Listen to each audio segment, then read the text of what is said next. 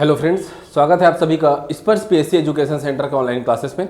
आज की क्लास में हम सबसे महत्वपूर्ण विषय इतिहास को आरंभ करने वाले हैं। ठीक है, तो आज से हम इतिहास की कक्षा आरंभ कर रहे हैं और इतिहास जो है किसी भी प्रतियोगी परीक्षा के लिए अत्यंत महत्वपूर्ण है। तो इतिहास को आज की कक्षा में हम लोग इतिहास के बारे में थोड़ा सा जानेंगे और इतिहास को अलग अलग कैसे भागों में विभाजित किया गया है ये समझेंगे। इतिहास को पढ़ना कैसे है, आखिर इतिहास है क्या, इसको समझेंगे। इतिहास को पढ़ना कैसे है, इससे पूर्व जो छात्रों का हमेशा से जो पहला क्वेश्चन रहा है किसी भी विषय को प्रारंभ करने पर कि सर इसके लिए कौन सा बुक रिफर करें, क्या बुक पढ़ेंगे, हम लोग क्या करने वाले हैं। तो देखो ध्यान से समझिएगा इस बात को, मेरे साथ आपको पढ़ना है। पूरे के पूरे जितने भी वीडियो मैं यहाँ पर प्राचीन इतिहास से लेकर के आधुनिक तक का जितना भी वीडियो डालूंगा वो पूरा आपको पढ़ते हुए अपने हाथों से नोट्स बनाना है। वही आपके लिए सबसे बड़ी पूंजी होगी और वही आपकी सफलता की कुंजी होगी। बिल्कुल ध्यान रखिए इस बात को। दूसरा, आप जो नोट्स बनाएंगे उसके साथ में हर टॉपिक के बाद में आपको एक टेस्ट दिलाना है। अलग अलग भागों को एकत्रित करके अलग अलग प्रकार से हमने टेस्ट डिसाइड किया हुआ है आपके लिए और ऐसे कुल 32 टेस्ट हैं सिर्फ इतिहास विषय के। तो इतिहास के वो जो 32 टेस्ट आपके लिए डिज़ाइन किए गए हैं वो आपके लिए बहुत महत्वपूर्ण होंगे। वो 32 टेस्ट में ही आपका पूरा क्या हो जाना है, आकलन हो जाना है। हर टॉपिक को आप क्या कर सकते हैं, वहाँ से अपने आप को आंक सकते हैं। वो मैं आपको बताऊँगा कि कौन कौन से 32 टेस्ट होने वाले हैं। आप जैसे हमारा ऐप में आप कंटेंट लिस्ट में जाइएगा, कंटेंट लिस्ट में आप जा करके देखेंगे तो वहाँ पर इतिहास विषय में आप जाइएगा और इतिहास के टेस्ट में आपको वो पूरे 32 टॉपिक दिख जाएंगे। तो जैसे जैसे टॉपिक खत्म होता जाता है, जैसे पाषाण काल खत्म हुआ तो पूरे संपूर्ण पाषाण काल का टेस्ट, हड़प्पा खत्म हुआ हड़प्पा का टेस्ट, आप वो टेस्ट दिलाइए। तो ये आपकी पढ़ने की विधि होनी चाहिए। एक नोट्स बनाना है, फिर आपको पढ़ना है। और बुक आपको यदि पढ़ना है तो बुक आप पढ़ेंगे सिर्फ और सिर्फ एनसीईआरटी। इसके अलावा कोई भी बुक पढ़ने की आवश्यकता नहीं है। एनसीईआरटी की बुक आप पढ़िए। अब एनसीईआरटी आप पढ़ सकते हैं कक्षा 6वीं का, 7वीं का, 8वीं का आप पढ़ेंगे तो वहाँ से 6वीं में प्राचीन इतिहास को, 7वीं में मध्यकालीन इतिहास को और 8वीं में आधुनिक इतिहास को दिया हुआ है। इसके बाद आप 9वीं 10वीं में जाइए तो वहाँ पर विश्व इतिहास को भी थोड़ा सा क्या किया हुआ है, थोड़ा सा उसका भी टच है। तो आप विश्व इतिहास चाहें तो पढ़ सकते हैं, परंतु आपके सीजीपीएससी के या व्यापम के कोर्स में वो नहीं आता है। तो आप चाहें तो केवल और केवल भारतीय इतिहास के ही विषयों को वहाँ पर देख सकते हैं, टॉपिक को देख सकते हैं। उसी प्रकार 11वीं 12वीं का भी एनसीईआरटी की किताब को आपको अध्ययन करना है। अगर आप इतना नहीं कर सकते हैं तो एनसीईआरटी का सार संग्रह जो भी आता है ना, जैसे महेश कुमार बनवाल सर की जो बुक आती है या ज्ञान संग्रह करके आता है, तो आप एनसीईआरटी पर आधारित ये जो किताबें हैं आप उसको पढ़िए। लेकिन हाँ, वहाँ पर भी कुछ आपको फैक्ट में कुछ गलतियाँ दिखलाई पड़ेंगी, आपको स्वविवेक का उपयोग करना है। यहाँ से मैं आपको बताऊँगा समय समय पर कि क्या मिसप्रिंट हो गया है, तो वो आपको ध्यान में रखना है। एक फैक्ट को लेकर के आपको अपने मन में किसी भी प्रकार का एक विचार नहीं बना करके रखना कि अब क्या होगा, इतिहास में तो कभी ये बोल रहा है कभी ये बोल रहा है, ऐसा नहीं है। हर चीज़ का एक कड़ी हम बांधते चलेंगे और उस कड़ी के अनुसार आपको समझते चलना है। अब बहुत सारे लोगों का ये होता है, ये मानना होता है कि कोई भी एक विषय उठाना है तो उसके लिए कोई भी कोचिंग संस्थान की एक पतली सी किताब उठा लीजिए, कुछ चीज़ों को रट लीजिए और जा करके क्या करें, एग्जाम दिला लीजिए। दूसरी बार जब आपका सिलेक्शन नहीं होता है तब आप थोड़ी सी मोटी बुक उठाते हैं और उस मोटी बुक से जाकर के पढ़ने चालू करते हैं, फिर कुछ कुछ फैक्ट कलेक्ट करते हैं, फिर आपका सिलेक्शन नहीं होता। तीसरी बार में और बड़ी बुक उठाते हैं। तो आपको इस प्रकार का कृत्य नहीं करना है। दूसरा चीज़, कुछ लोग इस प्रकार के भी छात्र हमारे पास आते हैं जिनको बुक का नाम चाहिए, तो फिर मैं उनको बताता हूँ कि प्राचीन भारत के लिए, और ये चीज़ कीजिए भी, जो ऐसे हमारे पास अभ्यर्थी हमारे साथ ऐसे भी जुड़े हुए हैं जो भी फर्स्ट ईयर में है, तो आपको first year, second year, third year exam देना है और उसके बाद में, या जो इंजीनियरिंग के फर्स्ट ईयर में उनको 4 साल एग्जाम देना है, उसके बाद में आप जाकर क्या करेंगे, सीजीपीएससी की एग्जाम दे पाएंगे। उस स्थिति में आप प्राचीन भारत के लिए झायन श्रीमाली की किताब पढ़िए, है ना। मध्यकालीन इतिहास के लिए विद्याधर महाजन पढ़िए, सतीश चंद्र पढ़िए। आधुनिक इतिहास के लिए आप बीएल ग्रोवर पढ़िए, ठीक है, या विपिन चंद्र बुक पढ़िए। तो ऐसे कुछ किताब हैं इतिहास के जिसको आपको पढ़ना चाहिए, जिससे आपकी एक समझ विकसित होगी। परंतु मैं जो तुरंत 1 साल में आपको तैयारी करना है, तुरंत आपको क्या करना है, जाकर के एग्जाम देना है, तो उस स्थिति में मैं आपको हमेशा ये सिखाऊंगा कि आप केवल और केवल एनसीईआरटी पढ़िए और बाकी जितने भी किताब अभी मैंने कहा, झायन श्रीमाली, विद्याधर महाजन, सतीश चंद्र, बीएल ग्रोवर या विपिन चंद्र, इन सब के सार संग्रह वास्तव में वो इतिहासकार बताना क्या चाहते हैं या उन्होंने इतिहास को किस ढंग से देखा है, वो क्या बताना चाहते हैं आपको, वो सब चीज़ मैं आपको यहाँ पर बताऊंगा, अर्थात वो सब आपके नोट्स में पहुँच जाएगा। तो आपको ये मानना है कि पहले तो आपको अपने हाथों से अपने लिए नोट्स बनाना है, और वो सबसे ज़्यादा ज़रूरी है। मैं यहाँ से किसी भी प्रकार का, हमारे कोचिंग संस्थान से आपको कोई नोट्स नहीं देने वाला हूँ, आपको अपने हाथों से लिखना है, और जो भी चीज़ मैं बताऊँगा आपको नोट डाउन करना है, पहला चीज़। दूसरा हम आते हैं कि इतिहास को पढ़ना कैसे है, यह इतिहास होता क्या है। तो अलग अलग प्रकार के बुक कलेक्ट करके लोग ये गलती कर बैठते हैं कि इतिहास में विभिन्न प्रकार के नामों को, विभिन्न प्रकार के स्थानों को, या कोई भी अलग अलग इवेंट्स को, घटनाओं को, इन लोगों को क्या करते हैं, कलेक्ट करना चालू करते हैं कि इतने सारे हमको नाम देखना है, इतने सारे इतिहास में जगहों को देखना है, या इतने सारे ईयर याद करने हैं, या इन घटनाओं के घटना स्थल और कुछ महत्वपूर्ण घटनाओं को देखना है। तो ऐसा कुछ नहीं, इतिहास में आपको इन नामों पर कोई चर्चा नहीं करनी। अगर आपको किसी एक व्यक्ति के बारे में पढ़ना होता तो इसे हम इतिहास नहीं जीवनी कह देते, लेकिन आपको जीवनी नहीं पढ़नी है। ये नहीं कि आप उठा लिए और उसके बाद फिर पढ़ना चालू कीजिए। माना कि वीर शिवाजी या वीर महाराणा प्रताप, ये सब हमारे इतिहास के लिए और हमारे देश के लिए बहुत ही गौरव के विषय रहे हैं। ये सब, इनके बारे में हमें जानना चाहिए, हमें उनको पढ़ना चाहिए, उससे हमें नैतिक शिक्षा भी मिलती है, एक राष्ट्रवादिता की भावना आती है। परंतु इनके बारे में मैं आपके साथ उतना ही चर्चा करूंगा जितना कि आपके इतिहास के लिए आवश्यक है। इसके लिए मैं आपको एक बात बताना चाहूँगा, जब आप एनसीईआरटी पढ़ते हैं तो एनसीईआरटी कक्षा 6वीं की आप बुक उठाइएगा, वहाँ पर कक्षा 6वीं 7वीं की बुक में आप देखेंगे, वहाँ लिखा होता है हमारे अतीत, वहाँ लिखा होता है हमारे अतीत, वहाँ पर इतिहास नहीं लिखा होता है। तो आखिर ये इतिहास या अतीत में क्या अंतर है? महत्वपूर्ण बात यह है, अर्थात ये जो है पास्ट या हिस्ट्री, दो शब्द हमारे पास में है, हिस्ट्री और पास्ट, क्या अंतर क्या है इसमें, इस बात को समझना जरूरी है। देखिए, अतीत बहुत ही व्यापक अर्थों में शब्द प्रयोग होता है।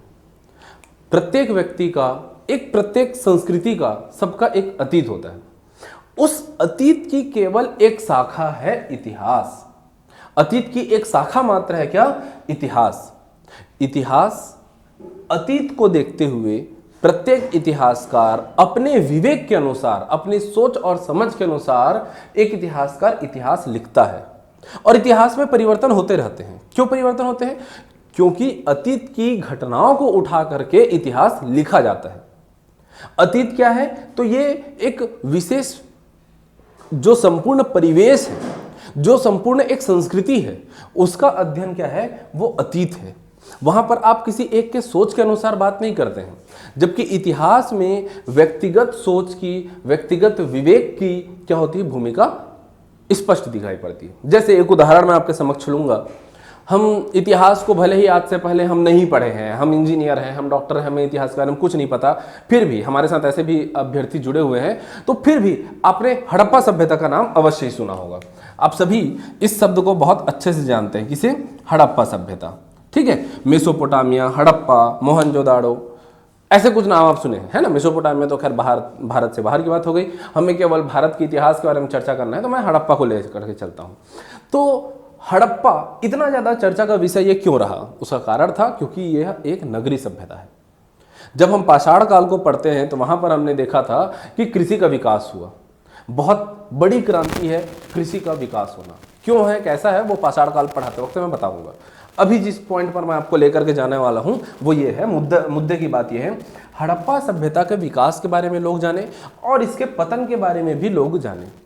पतन के बारे में देखिए, ये अतीत में हुई एक घटना है जिसमें क्या हुआ था? हड़प्पा एक सभ्यता बनी, एक विकास हुआ, विकसित सभ्यता बनी, अलग अलग तरीके से नगरों का विकास हुआ, नगर में लोग रहे और बाद में फिर इनका पतन हो गया। अतीत की एक घटना। इसको लोगों ने कैसे कैसे देखा, उस पर आधारित इतिहास बनती। कैसे? तो हड़प्पा सभ्यता के पतन को लेकर के अलग अलग इतिहासकारों ने अलग अलग बातें की। अब ये अलग अलग बातें कैसे आ जाती हैं? वहीं पर उनका विवेक काम आता है। जैसे कि मैं उदाहरण लेता हूं मार्टिमर व्हीलर का। मार्टिमर व्हीलर जो कि 1944 तक, 1944 तक ये क्या थे? ये इनको तैनात किया गया था साउथ ईस्ट एशिया में, दक्षिण पूर्व एशिया में। ये द्वितीय विश्व युद्ध में एक सैनिक के तौर पर एक वहां पर क्या थे, तैनात इनको कर दिया गया था। अब एक सैनिक व्यक्ति अचानक से उनको उठा करके, है ना, कैप्टन के तौर पर थे वहां पर जो भी पद में थे, तो मार्टिमर व्हीलर जो कि वहां पर क्या कर रहे हैं, युद्ध लड़ रहे हैं, और वो अचानक से आकर के क्या करते हैं, भारत में आकर के आर्कियोलॉजिकल डिपार्टमेंट के यहाँ पर क्या बन जाते हैं, हेड बन जाते हैं। तो यहाँ पर भारतीय पुरातत्व विभाग में जब उनको एक पद दिया जाता है, वे भारतीय इतिहास की ओर नज़र डालते हैं, तो हड़प्पा सभ्यता के बारे में वो एक स्टेटमेंट देते हैं। उनके अनुसार, मार्टिमर व्हीलर के अनुसार में हड़प्पा सभ्यता का पतन, वैसे तो क्रमिक रूप से इसका पतन हुआ है, परंतु इसके पतन में कहीं ना कहीं एक युद्ध कारण था, और युद्ध को उन्होंने आर्यों से जोड़ा। आर्य जो कि वैदिक काल में अब आरंभ होने वाला है, आर्यों की बात अब आरंभ होने वाली है, तो उन आर्यों से जोड़ दिया मार्टिमर व्हीलर ने किसको, हड़प्पा सभ्यता के पतन को। कैसे उन्होंने जोड़ा, तो उन्होंने कहा, अब चूंकि ये आर्कियोलॉजिकल सर्वे ऑफ इंडिया के क्या है, प्रमुख हैं, तो इनकी कुछ बातें हैं जो कि लेख इनके कही गई बातों पर लेख लिखी गई हैं। तो इनके अनुसार में चूंकि ऋग्वेद में एक नाम है पुरंदर, जिसको हम इंद्र से जोड़ते हैं, पुरंदर, जिसका कि अर्थ है, या इंद्र को पुरंदर इसलिए कहा गया क्योंकि उसे किले को जीतने वाले देवता के रूप में पूजा जाता है। अर्थात आर्य एक ऐसा देवता रखे हुए हैं जो कि किलों को जीतेगा। अब किलों को जीतेगा मतलब कि क्या है, वो कहीं ना कहीं हड़प्पा पर आक्रमण किए। साथ ही साथ इन्होंने बताया कि कुछ नरकंकाल भी मिले हैं, और ये नरकंकाल में क्या है, कुछ घाव के निशान है। तो घाव के निशान है मतलब आर्य आकर के इनको क्या है, इनको जरूर इनके ऊपर हमला किए होंगे। कुछ 25-26 ऐसे नरकंकाल मिले। खैर बाद में मार्टिमर व्हीलर के इन दोनों दावे को क्या कर दिया गया, खारिज कर दिया गया। लेकिन कहीं न कहीं हमको ये बात समझ में आती है, जो आपको निष्कर्ष यहाँ से निचोड़ जो निकालना है वो ये कि एक व्यक्ति जो क्या है, युद्ध क्षेत्र से आया हुआ है, द्वितीय विश्व युद्ध में एक सैनिक के तौर पर तैनात है, तो अवश्य ही वो यहाँ आकर के हड़प्पा सभ्यता के पतन के विषय में इस प्रकार के कथन कह रहा था। अच्छा, इससे उनकी एक राजनीतिक जो महत्वाकांक्षा है उसकी भी पूर्ति हो रही थी। कैसे? अंग्रेजों के द्वारा यह कहना कि आर्य आए थे और आक्रमण करके हड़प्पा सभ्यता का विनाश किया था, इससे उनको एक और लाभ मिल रहा था। वो ये कि वो हमें यह बताना चाहते थे कि हम अंग्रेज आक्रमण करके इसको नहीं लूट रहे हैं, ये तो पहले चला आ रहा है। और जो आर्य खुद को भारतीय होने का दावा करते हैं, वे खुद भारतीय नहीं है, वे तो बाहर से आके पहले प्राचीन काल में आक्रमण करके यहाँ को लूटे हैं। वैसे मुसलमान भी आके लूटे हैं, और उसके बाद में हम आए हैं जो आपको लूट नहीं रहे हैं, बल्कि आपको क्या कर रहे हैं, हमने आपको रेलवे दिया, हमने आपको डाक दिया, हमने आपके लिए ये किया वो किया, हमने आपको संवैधानिक स्थिति के बारे में समझाया। तो वो हमें इसीलिए उसको आधुनिक इतिहास के तौर पर वो बताते हैं। तो अंग्रेजी इतिहासकारों ने अपना क्या किया, स्वार्थ सिद्ध करने के लिए, अपना उल्लू सीधा करने के लिए इस प्रकार की बातें यहाँ पर कही थी। समझिएगा इतिहास कब कब किस प्रकार से अपना रूप बदलता गया। घटना वही है, हड़प्पा का पतन होगा। बाद में हड़प्पा के पतन को लोगों ने कुछ अलग नजरिए से देखना आरंभ किया। कैसे देखना आरंभ किया? पतन का मतलब ये नहीं हो जाता है कि हड़प्पा पूर्ण रूप से नष्ट हो गया, वरन इसका मतलब ये होता है ये हड़प्पा के जो नगर थे वो विघटित होकर के धीरे धीरे गांव के क्षेत्र में जाकर के बसने लगे। अब कुछ समय बाद में अन्य इतिहासकार आए। 1970 के दशक में, 1972 में हम देखते हैं स्टॉकहोम सम्मेलन हुआ, बाद में रियो डी जेनेरियो या जोहान्सबर्ग का सम्मेलन और इत्यादि प्रकार के ऐसे सम्मेलन हुए जिसमें विश्व के लिए प्रमुख चिंता का विषय बन गया था पर्यावरण।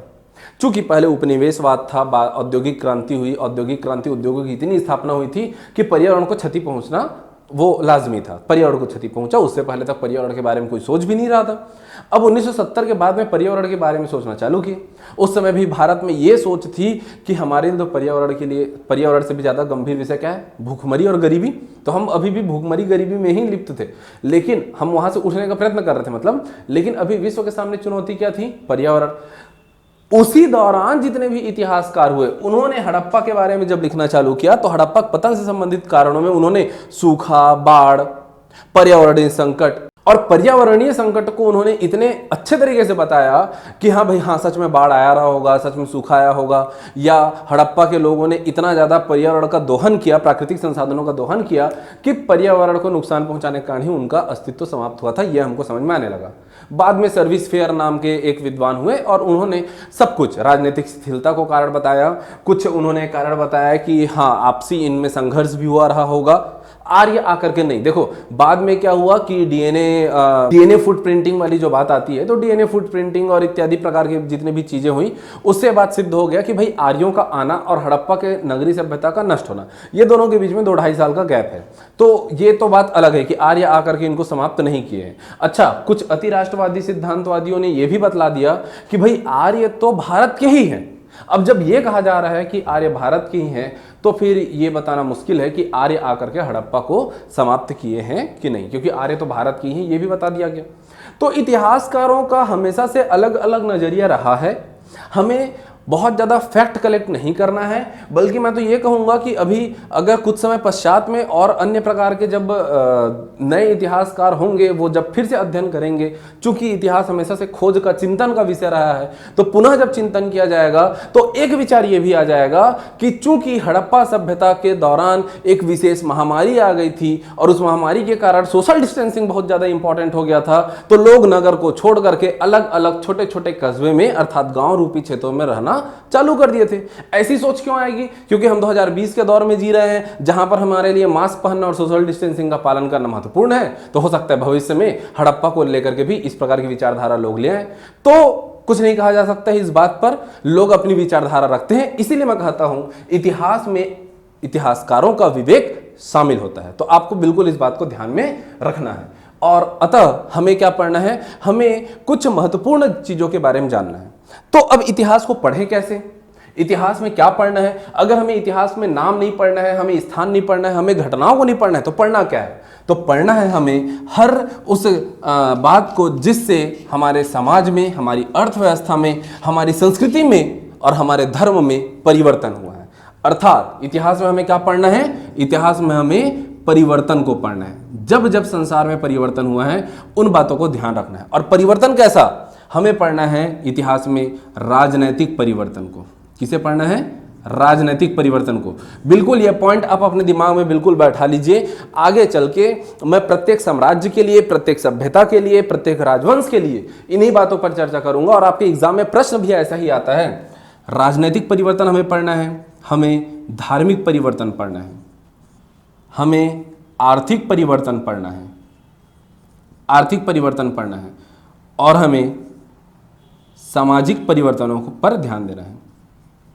राजनीतिक परिवर्तन, अब देखिए हमेशा से हमारा ध्यान राजनीतिक परिवर्तन पर ही रहा है। कब कौन राजा बना, किस राजा ने किसको हराया, किस से किस सन के बीच में उसने क्या किया है, शासन किया है, यही हम लोग रटते रहते हैं। परंतु अब इस प्रकार के प्रश्न अभी वर्तमान में आने कम हो गए हैं कि किसने कितने साल तक शासन किया। हाँ, किसने किसे पराजित किया, और पराजित किया तो उसके पीछे क्या कुछ घटनाएं घटी। जैसे 1191 में पृथ्वीराज चौहान ने तराइन के प्रथम युद्ध में मोहम्मद गौरी को पराजित कर दिया था, परंतु 1192 में उसी मोहम्मद गौरी ने पृथ्वीराज चौहान को हराया। और यहीं से आरंभ हुआ, चूंकि मोहम्मद गौरी आगे चल के 1194 में चंदावर के युद्ध में जब वह जयचंद को भी पराजित करेगा, तो वहां से भारतीय इतिहास में एक परिवर्तन आएगा। मोहम्मद गौरी के ही सेनापति कुतुबुद्दीन ऐबक आगे चल के क्या करेगा, यहाँ गुलाम वंश की, मांगलुक वंश की स्थापना करेगा। यहीं से दिल्ली सल्तनत का काल आरंभ होता है।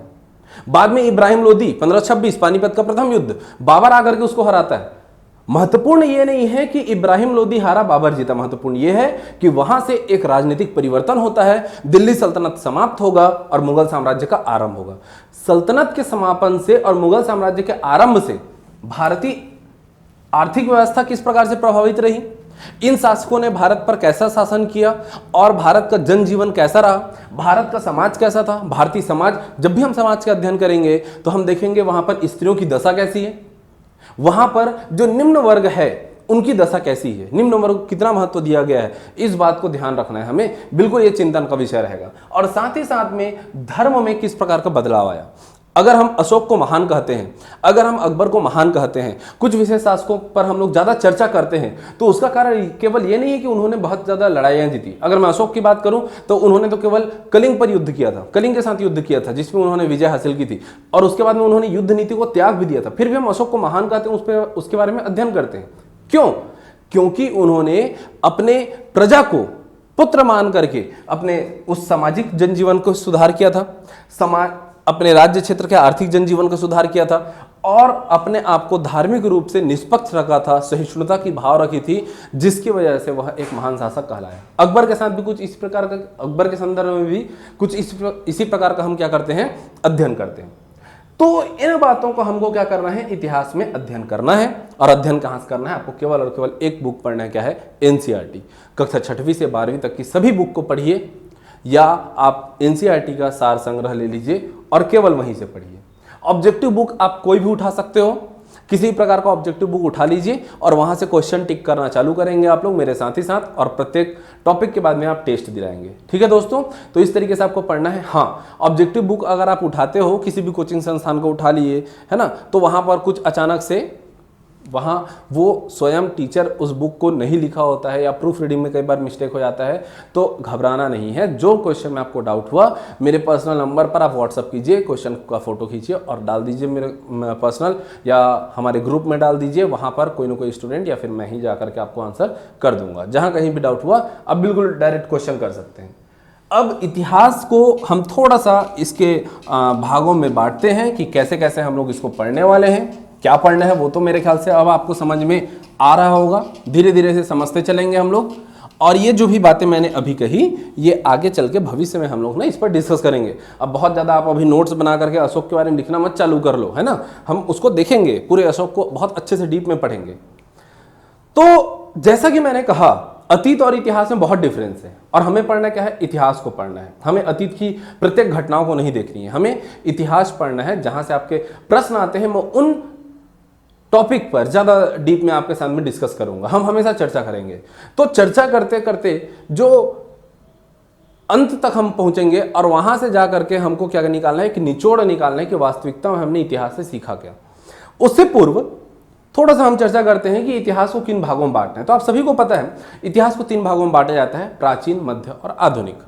अब प्राचीन में आप जानते हैं हम प्रागैतिहासिक काल से लेकर के पढ़ना चालू करते हैं, लेकिन इतिहास को कैसे बांटा गया, इसको लेकर के मैं आपके साथ में एक चर्चा करने वाला हूं, ध्यान से समझिएगा। तो 1784 में एशियाटिक सोसाइटी ऑफ बंगाल की स्थापना की गई थी। कब की गई थी? 1784 में एशियाटिक सोसाइटी ऑफ बंगाल की स्थापना की गई। एशियाटिक सोसाइटी ऑफ बंगाल की स्थापना के पश्चात ही भारतीय इतिहास से संबंधित ये जो सोसाइटी जो बनाए गए थे, उनका उद्देश्य ही था क्या, कि प्रत्येक संस्कृति के जो इतिहास है उससे संबंधित बातों को संग्रहित किया जाए, सीखा जाए, देखा जाए कि उनके इतिहास में था क्या। तो जब इतिहास के बारे में देखना आरंभ किया गया, सोचना आरंभ किया गया, चीजों को कलेक्ट किया गया, तो अशोक के स्तंभ से लेकर के चीजें मिलनी चालू हुई। बाद में मेगास्थनीज की इंडिका प्राप्त हुई। 1905 तक आते आते आगे चल के चाणक्य का अर्थशास्त्र, ये सारी चीजें जो है मिलनी चालू हुई थी। अलग अलग ताम्रपत्र मिले, कुछ विशेष लेख मिले, बृहद शिलालेख मिले, छोटे छोटे शिलालेख मिले, कई काव्य ग्रंथ मिले, है ना, अलग अलग शासकों के ऊपर लिखे गए कुछ ग्रंथ मिले। उन सभी ग्रंथों का अध्ययन करके, कुछ विशेष अभिलेखों का अध्ययन करके इतिहासकारों ने अलग अलग काल का इतिहास लिखना आरंभ किया। अब इनमें प्रमुख रूप से अधिकांशतः कौन थे? अंग्रेज थे। और उन्होंने क्या किया था, भारतीय इतिहास को जब संपूर्ण आरंभ से लेकर के जब उन्होंने अपने काल तक, मतलब जब अंग्रेज हमारे ऊपर शासन कर रहे हैं तब तक को जब उन्होंने लिखना चालू किया, तो उन्होंने भारतीय इतिहास को 3 रूप में बांटा था। कैसे बांटा था? एक है हमारा प्राचीन इतिहास, दूसरा है मध्यकालीन इतिहास, और तीसरा उन्होंने कहा आधुनिक इतिहास। ध्यान से समझिएगा बात को। उन्होंने जब प्राचीन इतिहास के बारे में चर्चा किया हमसे, तो प्राचीन इतिहास अर्थात आरंभ से लेकर के, प्राचीन इतिहास में हम कहां से देखते हैं? प्राचीन इतिहास में हम आरंभ से लेकर के 750 ईस्वी तक को देखते हैं। अच्छा, एक चीज मैं यहां पर आप लोग के लिए क्लियर कर दूं, लोगों को ईस्वी और ईसा पूर्व में भी डाउट रहता है। बहुत से बच्चे मुझे पूछते हैं, जिनको आता है अच्छी बात है, लेकिन फिर भी एक बार ध्यान से हम लोग देख लेते हैं ईस्वी और ईसा पूर्व से संबंधित बात। तो देखिए, मैं इसको हम लोग थोड़ा सा संख्या रेखा में समझते हैं। जैसे गणित में एक संख्या रेखा होती है, ठीक वैसे ही एक काल आया जहां से हम लोग क्या संख्या रेखा में, जैसे हम लोग क्या लेते हैं? शून्य लेते हैं। शून्य से हम लोग इस दिशा में जाते हैं तो पॉजिटिव होते जाता है, पॉजिटिव 1 2 3 4 5 6, है ना। और इधर में हम जाते हैं तो निगेटिव, ऋणात्मक रूप से 1 2 3 4 इधर में बढ़ जाता है। इसकी खासियत क्या है? -1, -2, -3, -4। यहां पर हम देखेंगे तो +1, +2, +3, +4। देखो जैसे जैसे संख्या रेखा में हम अपने दाईं ओर बढ़ते जाते हैं, है ना, जैसे जैसे हम लोग अपने दाईं ओर बढ़ते जाते हैं, राइट साइड में हम मूव करते हैं, वैसे वैसे हमारी संख्या बढ़ जाती है। हम कहते हैं -4 से बड़ा है -1, -4 से बड़ा है क्या? -1, फिर +2, फिर +4, ये सब बड़े हैं। चलो अब वैसे ही हमको क्या करना है, हमें इसको समझना है, ये इतिहास के इस एडी और बीसी को समझना है। कैसे? तो इसे बोला गया, 0 के बाद को बोला गया एडी, अर्थात एन्नो डोमिनी। एडी का फुल फॉर्म क्या है? एन्नो डोमिनी, जिसको हम लोग हिंदी में कहते हैं क्या? ईस्वी। इसे ही हम हिंदी में लिखते हैं ईस्वी। जबकि शून्य से पहले एक शून्य का काल आया, शून्य से पहले को हम कहते हैं बीसी, बिफोर क्राइस्ट। इसी को ही हम हिंदी में कहते हैं ईसा पूर्व। हम इसे कहते हैं ईसा पूर्व, अर्थात यीशु मसीह जी के जन्म के बाद के काल को, जन्म से लेकर के उनके बाद के काल को, अर्थात ये जो एरा है, यीशु मसीह का एरा है, तो उसको हम ईस्वी कहते हैं, एन्नो डोमिनी कहते हैं। यीशु मसीह के जन्म से बाद, उसके आगे के काल को, और उनके जन्म से ठीक पहले के काल को हम लोग बिफोर क्राइस्ट कहते हैं, ईसा पूर्व कहते हैं। तो कभी भी आपको अगर मैं यहां पर बताऊंगा, मैं पढ़ाना चालू करूंगा आपको कहां से, कि भाई मौर्य साम्राज्य महाजनपद काल 600 बीसी से आरंभ हुआ, 600 बीसी से हम लोग जाएंगे, फिर 400 बीसी आएगा, 400 बीसी के बाद में फिर 200 बीसी आएगा, और 200 बिफोर क्राइस्ट के बाद में फिर कभी शून्य पार होगा, शून्य के बाद में हम लोग फिर 100 एडी पढ़ेंगे, 100 के बाद में फिर उसके बाद में 500 एडी पढ़ेंगे। तो इस प्रकार से हम इसमें पढ़ेंगे, तो कंफ्यूज नहीं होना है आपको, ये पीछे से लेकर के हम लोग आगे बढ़ते हुए चलते जाएंगे। ठीक है, ये देखो यहां पर जैसे संख्या रेखा में -4, -3, -2 होता है, वैसे 600 ईसा पूर्व के बाद में 400 ईसा पूर्व आएगा, 400 ईसा पूर्व के बाद में 200 ईसा पूर्व आएगा, और जब हम शून्य को पार कर जाएंगे तो उसके बाद में फिर ये क्या होगा, 100 के बाद में हम आगे बढ़ेंगे। ठीक है दोस्तों, तो बिल्कुल ध्यान रखिए, ये इस प्रकार से संख्या रेखा को देखा जाता है।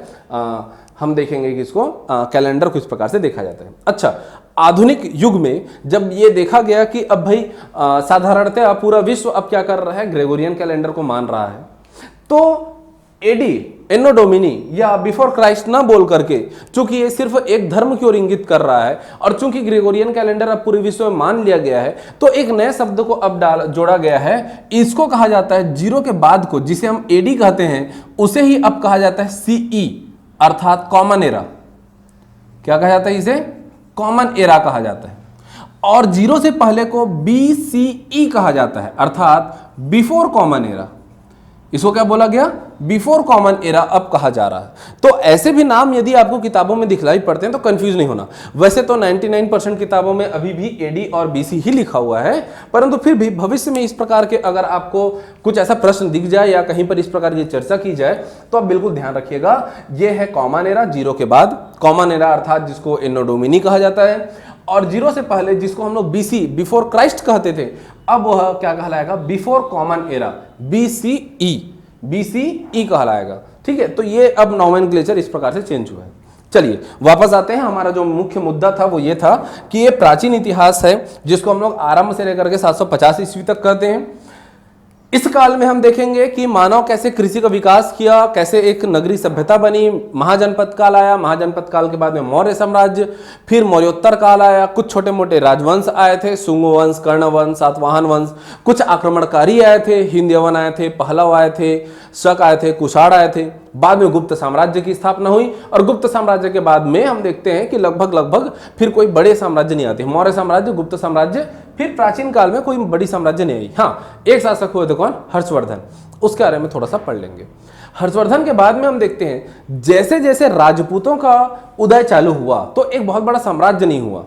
राजपूतों का उदय चालू हुआ, अलग अलग छोटे छोटे क्षेत्र में वो शासन करते रहे, लेकिन उसके बाद में हम देखेंगे यहीं से मध्यकाल आरंभ होगा। 750 हम लिख देते हैं, लेकिन मध्यकाल को वास्तविक में हम लोग देखेंगे, जो थोड़ी देर पहले मैं आपसे चर्चा कर रहा था, 1191-92 का तराइन का युद्ध, जिसमें अंततः विजयी होता है कौन? मोहम्मद गौरी, और उसी का सेनापति कुतुबुद्दीन ऐबक क्या करेगा? दिल्ली सल्तनत की स्थापना। तो दिल्ली सल्तनत का काल, मुगल साम्राज्य का काल, साथ ही साथ में दिल्ली सल्तनत के काल में विजयनगर और बहमनी साम्राज्य, ये दो अलग हुए थे, जो दक्षिण भारत के राज्य, इनके बारे में अध्ययन करते हैं हम, वो है मध्यकाल। और 1707 में औरंगजेब की मृत्यु तक के काल को मध्यकाल में हम लोग लेंगे। औरंगजेब के बाद भी परवर्ती मुगल शासक हुए, बाद में मराठा, मैसूर, सिख, बंगाल, इनका भी उदय होता है। इन सबको हम लोग लेंगे कहाँ? आधुनिक काल में। और 1707 के बाद से लेकर के 1947 तक के इतिहास को हम लोग पढ़ेंगे कहाँ? आधुनिक काल में। सीजीपीएससी में 1947 तक को लिया जाता है। यूपीएससी की अगर आप बात करें तो वहाँ पर फिर भारत के पड़ोसी राज्यों के साथ संबंध, 1962 के युद्ध, ये सब भारत पाकिस्तान, भारत चाइना युद्ध, इन सब बातों को भी लेकर के किया जाता है। और सीजीपीएससी में अभी तक तो इसको शामिल नहीं किया गया है, तो हम आज़ादी तक इसको पढ़ेंगे। हाँ, लेकिन ध्यान रहे कि आज़ादी तक पढ़ते पढ़ते हम संवैधानिक इतिहास को पढ़ना चालू कर देंगे। 1947 के बाद को संवैधानिक इतिहास में, अर्थात संविधान विषय में आपको उसको पढ़ते रहना है। संवैधानिक इतिहास पढ़ना है, कब क्या हुआ था। 47 के बाद हम आज़ाद ही नहीं हो गए थे। 47 से 50 तक हम डोमिनियन स्टेट रहे हैं।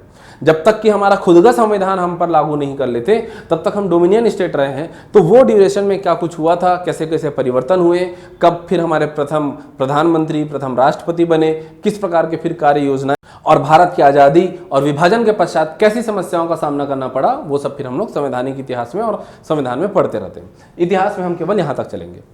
तो जब इनको इस प्रकार से बांटा गया कि यह प्राचीन है, यह मध्य है, यह आधुनिक है, क्या सोच के बांटा गया होगा? थोड़ी देर पहले ही मैंने कहा था, राजनैतिक परिवर्तन, सांस्कृतिक परिवर्तन, धार्मिक परिवर्तन, सामाजिक परिवर्तन और आर्थिक परिवर्तन, इन 4 चीजों पर हमको अध्ययन करना है।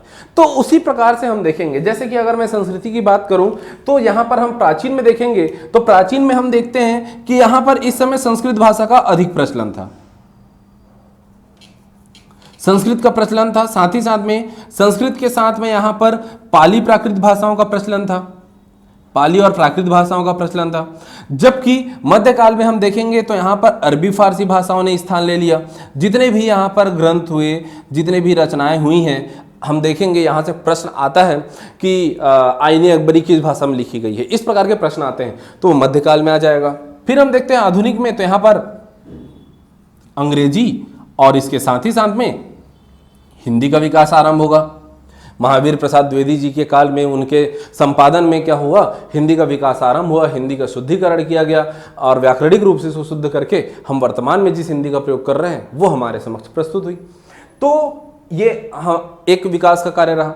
दूसरा हम देखते हैं कि एक तरफ हम प्राचीन काल में हम देख रहे थे एक साम्राज्य है, मध्यकाल में हम देखेंगे सल्तनत आ जाएगा, आधुनिक काल में हम देखेंगे तो हाँ उपनिवेशवाद आ जाएगा। यहां हम इनको महाराज, महाराजाधिराज कह रहे हैं, इनको बाद में बादशाह कहेंगे, सुल्तान कहेंगे, और वहां आकर के हम वायसराय पढ़ना चालू कर देंगे। तो इस प्रकार से हम देखते हैं कि प्राचीन में, मध्य में, आधुनिक में शासन में बहुत सारे परिवर्तन आए, धर्म में परिवर्तन आया। एक प्रकार से यहाँ पर क्या था, सनातन धर्म था, वैदिक धर्म था। उसके पश्चात में यहाँ पर इस्लाम का प्रवेश हुआ, तो इस्लाम ने भी वैदिक धर्म से बहुत कुछ सीखा है, सनातन से बहुत कुछ सीखा है, और सनातन ने भी क्या किया है, इस्लाम से बहुत कुछ सीखा है, उनका समावेश होगा। यहाँ पर हम लोग पढ़ेंगे बौद्ध और जैन को, साथ में भारतीय षड दर्शन को। और ध्यान रहे, बौद्ध, जैन, भारतीय षड दर्शन, इनको मिला करके ही आजकल पीएससी में नया ट्रेंड चल रहा है। पिछले 3-4 सालों से 5 प्रश्न तो यहीं से आते हैं। प्राचीन, मध्य और आधुनिक मिलाकर के 5 से 6 प्रश्न आएंगे, और केवल भारतीय दर्शन से कम 5 क्वेश्चन आ रहा है। तो बिल्कुल उस टॉपिक को हम लोग बहुत हाईलाइट करके पढ़ने वाले हैं। मध्यकाल में हम जाएंगे तो भक्ति आंदोलन होगा, सूफी आंदोलन होगा। फिर आधुनिक में हम देखेंगे तो यहाँ पर समाज सुधारकारी कार्य होंगे, राजा राम मोहन राय, स्वामी विवेकानंद, देवेंद्रनाथ टैगोर, इनके बारे में हम पढ़ेंगे, जिन्होंने बहुत सारे क्या, केशव चंद्र सेन, इनके बारे में अध्ययन करेंगे, जो कि क्या करेंगे, बहुत सारे धार्मिक, सामाजिक और धार्मिक सुधार कार्य करेंगे। ठीक है, तो इनको हमको पढ़ना है, इन सबको इस सीक्वेंस में पढ़ना है। अब मुद्दा ये उठता है कि सर इसमें प्राचीन, मध्य और आधुनिक में हमको कहीं भी अभी तो पाषाण काल का नाम नहीं दिख रहा है, हमें हड़प्पा नहीं दिख रहा है, तो वो कहाँ पढ़ेंगे? तो ध्यान से अब यहाँ पर ध्यान दीजिए। मैंने कहा 1784 में जब एशियाटिक सोसाइटी ऑफ बंगाल की स्थापना हुई थी, उसके पश्चात में इस प्रकार का हमको क्या मिला, विभाजन हमको देखने मिला। हमने इतिहास को इस तरीके से तब्दील करके, इस तरीके से बांट करके हमने पढ़ा था। लेकिन कुछ सालों पश्चात में, लगभग 1860 तक मैं कहूंगा कि हमें केवल और केवल हमारे महाजनपद काल तक की ही जानकारी थी। पाणिनि के अष्टाध्यायी के कारण, मेगास्थनीज की इंडिका के कारण, अशोक की स्तंभ लेखों के कारण हमें 600 ईसा पूर्व से ही कहानी यहां से हमको पता था। जिसको हम लोग कह रहे थे अभी तक आरंभ, वो वास्तव में आरंभ ना कह के हमें कहना चाहिए 600 ईसा पूर्व से 750 ईस्वी तक, ये हमको इसके बारे में पता था। 1860 ईस्वी के दौरान में हुआ ये कि यहां पर अब एक व्यक्ति आया रॉबर्ट ब्रूस फुट, और अब भारतीय पुरातात्विक सर्वेक्षण विभाग की स्थापना हो चुकी है। भारतीय पुरातात्विक सर्वेक्षण विभाग जिसके प्रथम महानिदेशक बने थे अलेक्जेंडर कनिंघम, इसलिए अलेक्जेंडर कनिंघम को भारतीय इतिहास का जनक कहा जाता है।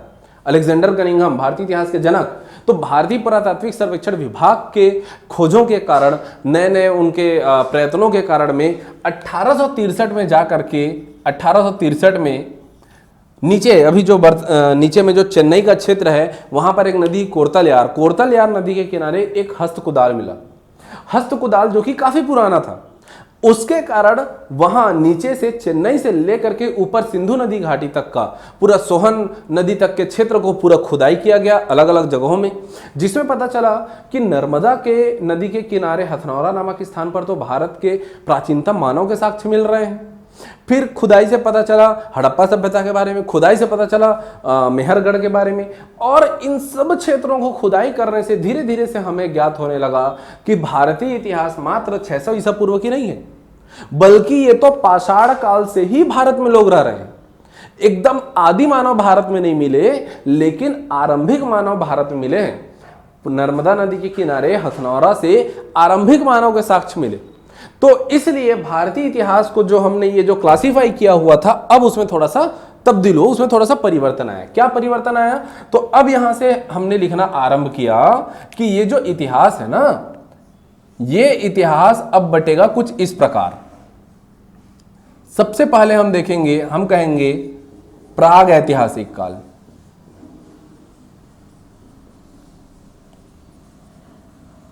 प्राग ऐतिहासिक काल, और उसके बाद में हम कहेंगे आद्य ऐतिहासिक काल, आद्य ऐतिहासिक काल, और अंत में हम कहेंगे ऐतिहासिक काल, ऐतिहासिक काल। अब ये जो बांटा गया, ये किस हिसाब से बांटा गया, तो ध्यान से समझिएगा। प्रागैतिहासिक काल उस काल को कहा गया जिसके बारे में लिखित साक्ष्य नहीं मिलता। प्रागैतिहासिक काल में लिखित साक्ष्य नहीं मिलता है, ठीक है। कुछ यहां पर विशेष चिन्ह मिले हैं, पत्थरों में उत्कीर्ण कुछ चित्र मिले हैं, लिखित में कोई साक्ष्य नहीं मिला है। आद्य ऐतिहासिक काल में हम कहते हैं कि यहां पर लिखित साक्ष्य तो मिला सॉरी, परंतु उसे पढ़ा नहीं जा सका। कुछ इस प्रकार के लेख यहां पर मिले, जिस लिखा तो जरूर गया, लेकिन हम उसे पढ़ नहीं सके। ऐतिहासिक काल वो काल आया जिससे संबंधित हमें लिखित में सारे साक्ष्य मिले, हमने उसे पढ़ा और हमने उसे इतिहास के रूप में बांटा था। तो ऐतिहासिक काल में फिर से हम जोड़ेंगे किसको? इस प्राचीन को। अर्थात पहले जिसको हम लोग प्राचीन, मध्य और आधुनिक समझ रहे थे, अब वास्तव में अब वो एक स्टेप ऊपर उठ गया, बढ़ गया, और यहां से प्राग ऐतिहासिक काल, आद्य ऐतिहासिक काल और ऐतिहासिक काल आया। ऐतिहासिक काल जिसके लिखित साक्ष्य भी मिले और जिसको हमने पढ़ा भी बड़े मजे से, और पढ़ करके हमने क्या किया है? इतिहास का लेखन भी किया है। उनको हमने पढ़ा और अपने हिसाब से कुछ इतिहास लिखा। तो यहां पर हम देखेंगे कि प्राग ऐतिहासिक काल में, ये जो प्राग ऐतिहासिक काल है, इसमें हम पढ़ेंगे पूरा पाषाण काल, पूरा पाषाण काल हम पढ़ेंगे। बाद में हम इसमें मध्य पाषाण काल पढ़ेंगे, मध्य पाषाण काल। फिर हम इसमें नव पाषाण काल पढ़ेंगे। नव पाषाण काल के बारे में के बाद में इसी को उत्तर पाषाण काल भी कह देते हैं, या इसके बाद में हम पढ़ेंगे ताम्र पाषाण काल। अर्थात मानव विकास के जो क्रम है उसको हम लोग पाषाण काल में पढ़ते हैं, प्रागैतिहासिक काल में पढ़ते हैं। कैसा क्रम? तो मानव पहले क्या था? शिकारी जाति था, मानव शिकार करता था। हम मानव को आरंभिक मानव कब से कहना चालू कर रहे हैं? जब यह होमोसेपियंस बना। एक काल था जब मानव चार पैर में चल रहा था, बाद में फिर वह क्या हुआ? अपनी रीढ़ की हड्डी सीधी करके खड़े होकर के चलना चालू किया, होमो इरेक्टस बना। होमो इरेक्टस प्रकृति पर निर्भर था, लेकिन जब होमो इरेक्टस प्रकृति का दोहन आरंभ करता है, तब वहां से वह होमो सेपियंस कहलाना चालू होता है। होमो इरेक्टस प्रकृति पर निर्भर था, जबकि अब जब हम प्रकृति का दोहन कर रहे हैं, और वास्तव में अभी के होमो सेपियंस तो बहुत ज्यादा कर रहे हैं, तो जब प्रकृति का दोहन आरंभ किए वहां से होमो सेपियंस कहलाते हैं और वहीं से इतिहास को हम लोग पढ़ना चालू करते हैं। तो ये शिकारी प्रवृत्ति के लोग थे, इनके पास में बड़े बड़े पत्थर हुआ करते थे जिससे शिकार करते थे, है ना, मोनोलिथिक पत्थर। बाद में हम देखते हैं कि मध्य पाषाण काल में के आते आते हम देखेंगे कि पशुपालन करेंगे। नवपाषाण काल में हम देखेंगे कि कृषि करेंगे। देखो, कृषि करना अभी की स्थिति में बहुत आसान चीज लग रही है, हाँ ठीक है, खुदाई किए हो गया। पहली बार जब कृषि किया गया तो वो कोई बहुत छोटी मोटी बात नहीं थी, एक बहुत बड़ी क्रांति थी। क्या क्रांति? खुद फसल उगाना और वहां से भोज्य पदार्थ प्राप्त करना और पुनः उसे उगाना, ये छोटी मोटी बात नहीं थी, बहुत बड़ी एक क्रांति थी। उस क्रांति को हमें समझना है नवपाषाण काल में। और उससे भी फिर बड़ी बात हुई, एक और नया परिवर्तन आया, ताम्रपाषाण कालीन युग, जिसमें हमने क्या किया, धातुओं का प्रयोग आरंभ किया। तो धातुओं का प्रयोग, जिसमें सबसे पहले तांबा का उपयोग हुआ है, ठीक है, तांबा का प्रयोग चालू हुआ, इसलिए इसको ताम्रपाषाण काल हम कहते हैं। तो इस प्रकार से शिकारी से पशुओं को पालन करना, पशुपालन से क्या करना, फिर खेती बाड़ी करना, खेती बाड़ी से लेकर के फिर उसके बाद में क्या करना, औजारों का, अस्त्र शस्त्र में क्या करना, तांबा का यूज करना, तांबा का उपयोग करना। तो यहां से हम लोग ताम्रपाषाण काल देखेंगे। अचानक से ये जो सभ्यता थी, ये सभ्यता नहीं, अभी तो संस्कृति है, तो ये जो अलग अलग प्रकार से हम लोग देख रहे हैं मानव के विकास में चरणबद्ध जो तरीका आ रहा है, हम देखेंगे ताम्रपाषाण कालीन संस्कृतियां। इन संस्कृतियों के समागम से फिर एक सभ्यता का विकास होगा, जिसे हम कहते हैं क्या, हड़प्पा सभ्यता। और आद्य ऐतिहासिक काल को हम लोग दो रूपों में देखते हैं, एक हम देखते हैं हड़प्पा सभ्यता और दूसरा हम देखते हैं वैदिक काल। ध्यान से समझिएगा एक बात को, हड़प्पा सभ्यता जो कि एक प्रमुख नगरीय सभ्यता थी, वहीं वैदिक काल ग्रामीण सभ्यता थी। तो मानव के विकास के चरण में हड़प्पा सभ्यता इसलिए कौतूहल का विषय रहा है हमेशा से, और इतिहासकार इसमें बहुत ज्यादा क्या लेते हैं, दिलचस्पी लेते हैं। और इतिहास पढ़ाते वक्त सबसे पहला उदाहरण भी मैंने इसीलिए आपके समक्ष हड़प्पा से ही रखा था। तो हड़प्पा नगरीय सभ्यता थी, कैसा इसका नगर नियोजन था, यहाँ की राजनीतिक, आर्थिक, सामाजिक और धार्मिक जनजीवन कैसी थी, उसका हम अध्ययन करेंगे। हड़प्पा का मतलब ये नहीं होता कि आप गए मार्केट से एक पतली सी बुक उठाए, मोहनजोदाड़ो की खोज किसने की, कब की, कहाँ पर की, मोहनजोदाड़ो से 837 कब्र मिल गया, फिर एक ठो अन्नागार मिल गया, एक स्नानागार मिल गया, ऐसे नहीं पढ़ना है इसको, बिल्कुल हम इस प्रकार से नहीं पढ़ेंगे। हम पूरी बातों को समझेंगे। अगर अन्नागार मिला है तो उसका अर्थ क्या है? उसका अर्थ यह है कि यहाँ के लोग अर्थव्यवस्था में बहुत सुदृढ़ स्थिति पर पहुंच चुके थे। क्यों भाई, अन्नागार कौन रखेगा? एक व्यक्ति जो अगर खेती किसानी इतना कर रहा है कि वो केवल उसके दिनचर्या के लिए काफी है, बैंक अकाउंट कौन ओपन करेगा? ऐसा व्यक्ति जो कमा रहा है, हर दिन खा रहा है और अगले दिन फिर कमा रहा है तो खा रहा है, दिहाड़ी मजदूर, वो तो बैंक अकाउंट ओपन नहीं करेंगे, है ना। अभी जनधन खाता खुल गया, वो बात अलग है। वास्तव में बैंक अकाउंट किसके पास हुआ करता था? जो कमा रहे हैं और कमाने के बाद में कुछ पैसे बचा ले रहे हैं, खर्च करने के बाद कुछ पैसे बचा ले रहे हैं, उस बचे हुए पैसे को रखने के लिए बैंक अकाउंट ओपन किया जाता था। वैसे ही सोचो कि अगर ये हड़प्पा सभ्यता में अन्नागार मिला है तो खाली वो रटने का विषय नहीं है, विषय यह है कि आप उसे सोचिए कि अन्नागार था, इसका मतलब कहीं ना कहीं वहां पर वे सरप्लस इकोनॉमी रखे हुए थे, अधिशेष में उनके यहाँ फसल होती थी, अतः वे खाने के बाद भी अगले साल के लिए या वर्षा ऋतु के लिए या ग्रीष्म ऋतु के लिए फसल बचा के रख सकते थे। और अगर वो फसल बचा करके रख सकते हैं, अर्थात अगर उनके पास खाने की पर्याप्त साधन है, तब वो अलग अलग कार्यों में लिप्त होंगे, तब वो धर्म कर्म के कार्य करेंगे, तब वो कुछ दूसरा समाज सेवा करेंगे, और तब जाकर के उन्होंने नगर बसाई। इतनी अच्छी नगर व्यवस्था थी जिसके बारे में हम लोग भविष्य में चर्चा करेंगे, मैं आज ज़्यादा चर्चा नहीं करूंगा, मेरे लिए बहुत ज़्यादा इंटरेस्टिंग विषय मुझे लगता है हड़प्पा, तो मैं बहुत ज़्यादा हड़प्पा में घुस जा रहा हूँ, वापस आ जाता हूँ मैं। जबकि हम वैदिक काल को देखते हैं तो यह एक ग्रामीण व्यवस्था थी। अच्छा, वैदिक काल के बारे में एक चीज और जान लीजिएगा, हड़प्पा सभ्यता से हमें लिखित में साक्ष्य मिले जिसके पढ़ा नहीं जा सका, लेकिन वैदिक काल में लिखित साक्ष्य नहीं मिले थे। वैदिक काल में लिखित साक्ष्य नहीं मिले थे। यहां पर जितने भी वेदों की रचना हुई, पहले जो 4 वेद हैं हमारे, ऋग्वेद, सामवेद, यजुर्वेद, अथर्ववेद, उसके पश्चात में ब्राह्मण ग्रंथ, उसके पश्चात आरण्यक, उसके पश्चात में फिर उपनिषदों की रचना हुई, फिर वेदांतों की रचना हुई। इन सब का क्रमानुसार रचना हुआ। इनके काल में समाज में कैसी स्थिति थी, ऋग वैदिक काल को हम अलग पढ़ते हैं, उत्तर वैदिक काल को अलग पढ़ते हैं। तो दोनों ही काल में, ऋग वैदिक काल और उत्तर वैदिक काल के समाज में, राजनीतिक स्थिति में, आर्थिक स्थिति में क्या परिवर्तन आया, उसका हम अध्ययन करेंगे। जब हम ऋग वैदिक काल, उत्तर वैदिक काल को पढ़ेंगे, उत्तर वैदिक काल में स्त्रियों की दशा में, शूद्रों की दशा में इतना ज्यादा गिरावट आ चुका था कि एक नए प्रकार से समाज को उत्थान की आवश्यकता थी। और ये उत्थान लेकर के आए महाजनपद काल में। ऐतिहासिक काल में हम आ जाते हैं, वैदिक काल के बाद ऐतिहासिक काल, और ऐतिहासिक काल में हम देखते हैं जो प्राचीन, इस प्राचीन में 600 ईसा पूर्व में राजनीतिक और धार्मिक दोनों ही अलग अलग बदलावों को हम देखेंगे। एक धार्मिक बदलाव के तौर पर हम देखेंगे गौतम बुद्ध, महावीर जैन को, और राजनीतिक बदलाव के रूप में देखेंगे मौर्य साम्राज्य की स्थापना को। यहां पर जो उत्तर वैदिक काल है, अभी सब के सब जब धर्म धर्म चिल्ला रहे थे, महिलाओं की स्थिति गिरी हुई थी, समाज में दलितों की स्थिति गिरी हुई थी, तो वहां पे गौतम बुद्ध, महावीर जैन जैसे महापुरुष आए, जिन्होंने इनको सम्मानजनक स्थिति तक पहुंचाया, समाज में परिवर्तन लाया। धार्मिक के साथ साथ उन्होंने सामाजिक सुधार कार्य भी किए। और वहीं एक ऐसा व्यक्ति था जो इस धर्म के धुरी को छोड़ करके लोगों को अर्थव्यवस्था की ओर लेकर के गए, जो राजनीतिक सुदृढ़ीकरण की ओर लेकर के गए, वो भी एक ब्राह्मण थे, आचार्य चाणक्य, कौटिल्य, जिनके अर्थशास्त्र को आज भी पालन किया जाता है। और जब अर्थशास्त्र के बारे में पता चला था, अंग्रेजों का दिल दहल गया था कि ये क्या किताब हमने खोज निकाला, ये तो भारतीय अर्थव्यवस्था, भारतीय राज व्यवस्था के इतना पुराना, इतना सुदृढ़ एग्जाम्पल सेट किए हुए हैं कि अब हमारा यहाँ भारत में शासन कर पाना संभव नहीं है।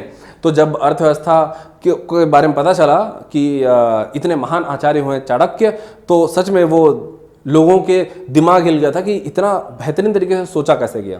जब मैं मौर्य साम्राज्य पढ़ाऊंगा तो वहां पर कौटिल्य के अर्थशास्त्र को लेकर के मौर्य साम्राज्य के राजनीतिक स्थिति के बारे में बताऊंगा, और वहां पर आपको पता चलेगा कि कौटिल्य का अर्थशास्त्र कितना मजबूत ग्रंथ है।